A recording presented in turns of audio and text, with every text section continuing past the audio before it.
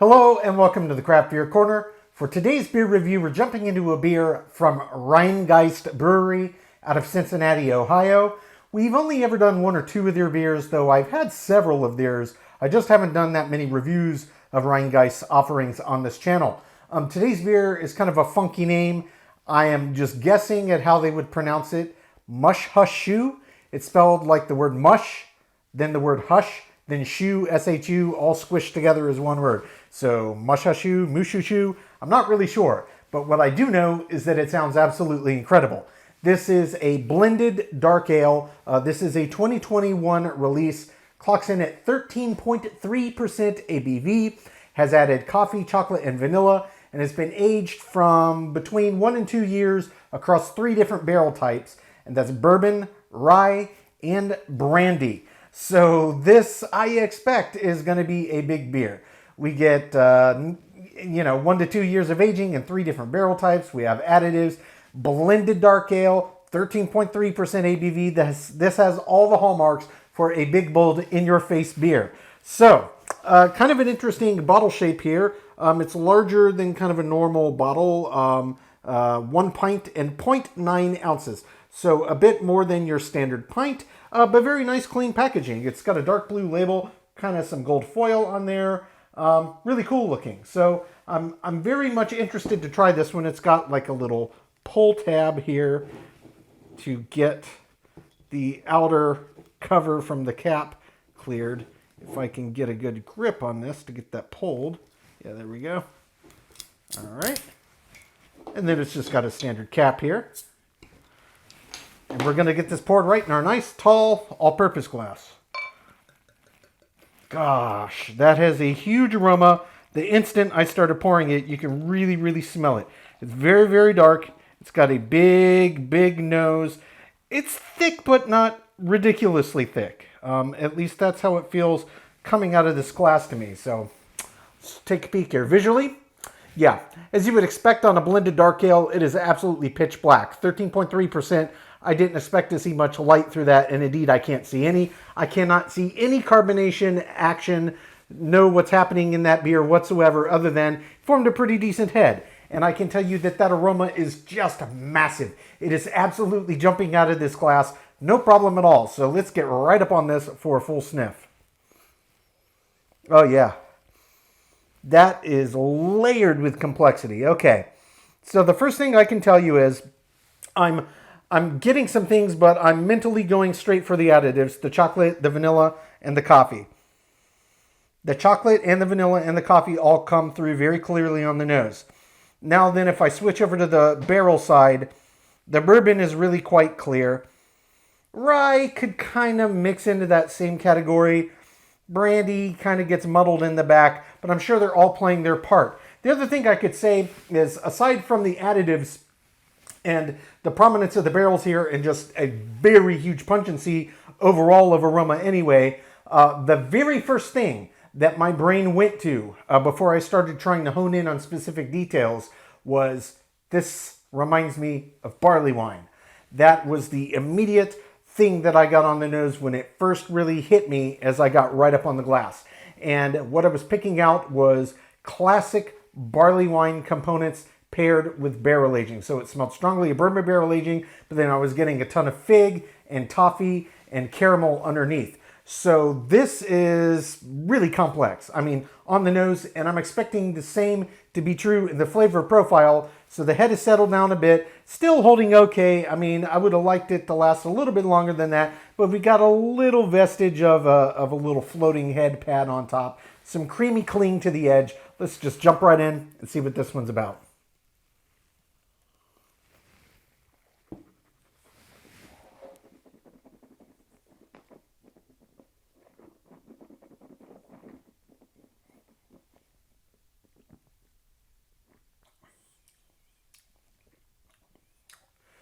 Oh yeah, that is a big beer.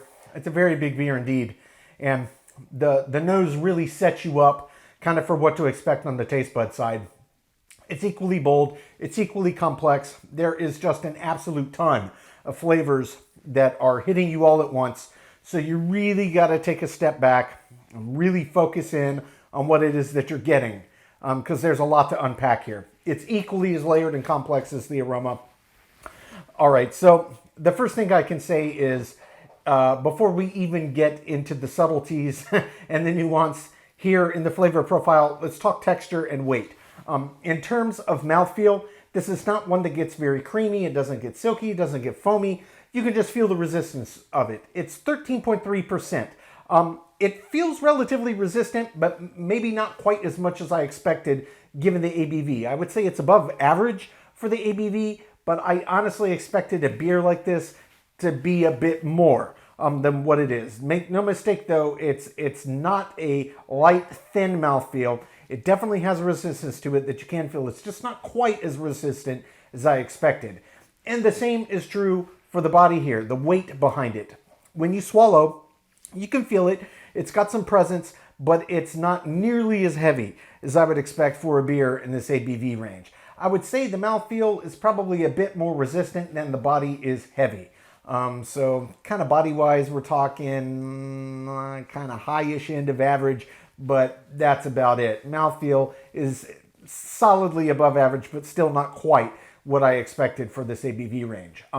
In terms of flavor profile, the very first immediate thing that I got was bourbon right up front, and then behind it I got this slight kind of boozy kiss from all of these barrels in this high ABV. And I fully expected it. We've got 3 different barrel aging for 1 to 2 years on top of a high ABV beer. So yeah, there's a little bit of a booziness to it, which I don't mind in a high ABV beer. And indeed, I don't think it's off-putting in this. It's not one that I would say lingers with this boozy quality. So people that don't like high ABV beers because of their kind of overall booze factor, this is not one of those. You get a little bit up front to let you know, yep, you're drinking a multi-month barrel-aged high ABV beer, but then it gets out of the way and lets all the complexity of the flavor come at you. So there was a ton to unpack here. I could go ahead and start to tell you about it, but I think I'm just going to do this beer the proper service it deserves. I'm going to jump back in. I'm going to let everything re-intensify. I'm going to pick this flavor apart.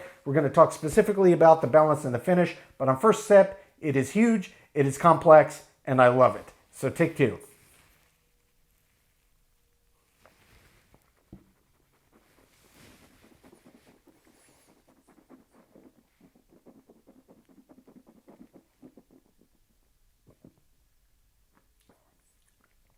Yep, big bourbon immediately up front. Little booziness. You can distinctly pick out the rye. The rye aroma smells a lot like a bourbon aroma, but it's got a very distinctly different flavor. I can pick that out. The brandy in the flavor profile, much like in the aroma, it gets a little muddled, a little bit lost. It's a little bit more delicate as compared to, say, bourbon and rye whiskey. It's just the way that it is. Sure, it's playing its part with some subtle nuance underneath, but in terms of what you get really big, obvious up front, it's definitely led by that bourbon and that rye. The next thing I can say is where I was kind of honing in, thinking about the additives on the aroma. You don't really have to think about it too much on this. Immediately after the barrel intensity, that first pop dials back within the first 3-4 seconds, you really very clearly get, in particular, the chocolate and the vanilla. The coffee, funny enough, in this one is actually a little harder to discern. You got to dig for it a little bit more in the flavor profile, but it is there. The chocolate and the vanilla definitely kind of outshine it though a little bit. And it could just be the way that it's binding with this malt bill, just the blend that's in here. But what's in here is very, very nice. The next thing I can say is, as I got on the nose and my brain immediately, when I first got into it, said, ooh, barley wine. There is a fair bit of that subtlety, but this is not a barley wine. It's a blended dark ale, and yes, high ABV. And sure, you could make an argument that there's a lot of common ground between a barley wine, a big high ABV blended dark ale, a strong ale, all of these bigger high ABV ales of that nature. But this is definitely its own thing. And the elements that come through in the flavor profile that remind me of a barley wine really come down to underlying notes of a slight toffee quality paired with this caramel-like quality. And I do draw a distinction between toffee and caramel because they are two very specific and individual flavors. Yes, they are very much related, but toffee to me has this much more candy-like buttery quality, whereas caramel is much richer, just in general, and that's what I'm getting in this. I'm not really picking out anything that tastes like, you know, baked kind of fruit vibes like you would get in a barley wine. I'm not getting fig, I'm not getting plum, no raisin, nothing that's putting me in mind of cobbler. This one really is all about these barrels and the additives, and they're coming through very, very clearly. In terms of the malt bill, it's very clear that there's a dark roasty underpinning, but it's not really kind of the star of the show. And indeed, maybe that's part of why the coffee isn't sticking out quite as much as I would expect, with that being an added ingredient, because typically that's going to bind to a big, bold, intense malt back, which sure, there's a lot of malt in this, obviously, to get it up to this ABV range. But for my perception on my palate, really, it's all about the barrels and the additives. But that, my expectation aside, I gotta say what I did get out of it is exactly what's billed on the label, and it's absolutely fantastic. This is a very, very big, bold, in-your-face beer, and it's one of those that people that like big, bold beers are gonna love. If you don't like really intense beers, I would steer clear of this one. It's just really, really big.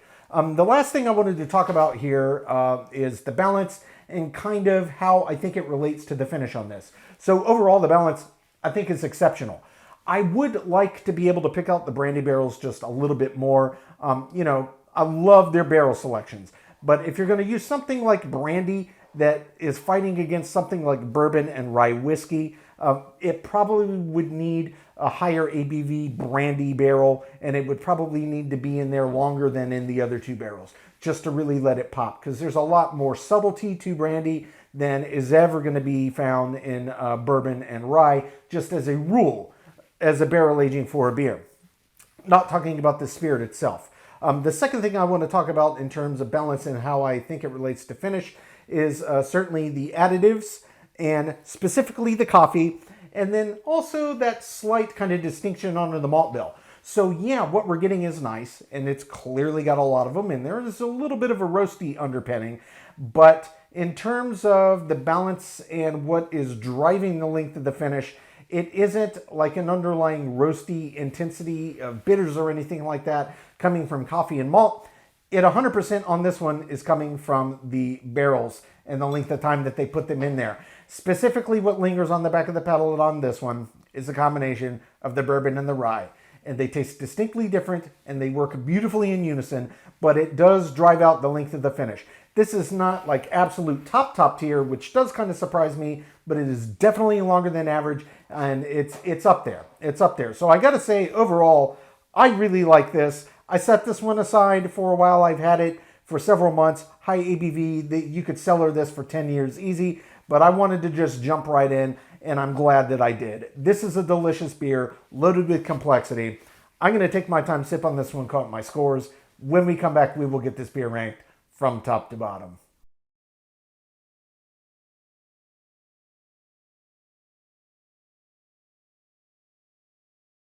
All right, now that we've gotten to enjoy this beer, we're going to get it ranked. This was Rhinegeist Brewery's Mushhushshu. I'm guessing at the pronunciation here. This is a blended dark ale, a 2021 release. Clocks in at 13.3% ABV. This one was aged between 1 and 2 years in 3 different barrel types. That's bourbon, rye whiskey, and brandy. And then it had added coffee, chocolate, and vanilla. They are based in Cincinnati, Ohio. So a very, very big beer indeed. This was one that I got a few months ago, and it was another one of those, sometimes I get one from Tavour that sounds so awesome, I want to be in the right frame of mind to jump into it. This was one of those, and man, what a great beer. So let's just start, and we'll go through every score across the board. With the aroma, this was one of the most pungent aromas I've ever experienced off of a beer. The instant I started to pour it, and I mean, look, 1.5 feet away, as soon as you start to pour it out of the bottle, it hits you that big. I knew I was in for a treat, and indeed I was. You could smell really a lot of that bourbon, a little bit of the rye as well, and absolutely all of the additives came off, and very surprisingly and pleasantly, it did start putting off some vibes of kind of barley wine territory. It smelled absolutely phenomenal. The aroma does get a perfect 10 out of 10. For the taste, The taste on this beer was equally as complex. Really, in terms of getting some kind of barley wine vibes on the aroma, did that translate into the flavor profile? Slight elements, but by and large, not really. It didn't have any of these kind of underpinnings of like the baked fruit kind of cobblers or tarts or anything like that. It was much more barrel centric. And the brandy was subtle on the nose. It was also subtle on the flavor profile, but it was really fighting against bourbon and rye, which are very easy to pick out and quite pronounced. But in terms of the flavor of the additives as well, the chocolate, the vanilla, the coffee, all came through beautifully. It was just a big onslaught for the senses and just massive. Equally big in the flavor profile, equally delicious. The taste, I did give a perfect 10 out of 10.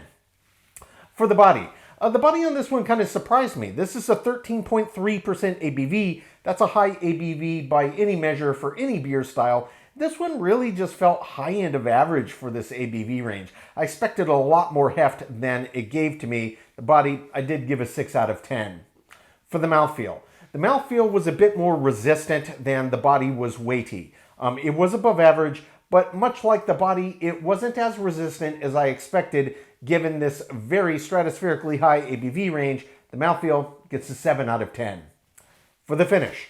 The finish on this one was quite long. This was not a beer that had a ton of noticeable bitters. The roasty underpinning from the malt bill wasn't hugely bitter, and that wasn't what drove out the length of the finish. It came completely from the barrels. And it was absolutely above average, but just like with the body and the mouthfeel, it wasn't quite as much extended length on the end of the finish as I expected, given the overall pungency of this beer. But it was above average, and the finish I did give an 8 out of 10. For the head and retention, this one really just did okay. It formed a decent head when first poured, but it collapsed pretty quickly. I would have liked it to stick around. I'm sure if they even put this on, any kind of tap at Rhinegeist, that it would probably form a really nice head. But poured at home, it is what it is. Head and retention gets a 5 out of 10. For the appearance, this was absolutely pitch black. As I expected, it gets a perfect 10 out of 10. For the balance, overall, I did enjoy the balance of the beer, and I thought that it was well balanced. But the thing that I came back to on this one was I would have liked a little more of the underlying malt bill nuance to pop through. And I also would have liked to be able to pick out the brandy barrel side of the barrel aging just a bit more. You really had to work for it. It was subtle. It was there, but it was largely dominated by the bourbon and the rye whiskey barrels. And then really in terms of the additives, the coffee, chocolate, vanilla, those all came through very clearly. Maybe on the note kind of same side that I mentioned about the malt bill, I would have liked a little more coffee to come through. But I mean, with a beer with this many moving parts and stuff going on, it's hard to get everything in equal harmony. So in general, yes, I did think the balance was above average. Just a few minor tweaks I would have liked. Balance, I give an 8 out of 10. Feeling in the intangibles, subjectively, I really, really liked this beer. Just a few little minor nitpicks that kept it from top marks subjectively for me. I give it a 9 out of 10. Finally, as an example of the style. Overall, this beer did very well. Few little categories where it didn't score quite as well as I expected, considering what it was, and especially as it relates to the ABV range. But as a whole package, it was well above average. I only docked 1 point. Example of the style gets a 9 out of 10, which does bring the total score on Rhinegeist Brewery's Mushhushshu, however you want to pronounce it, to an 82 out of 100.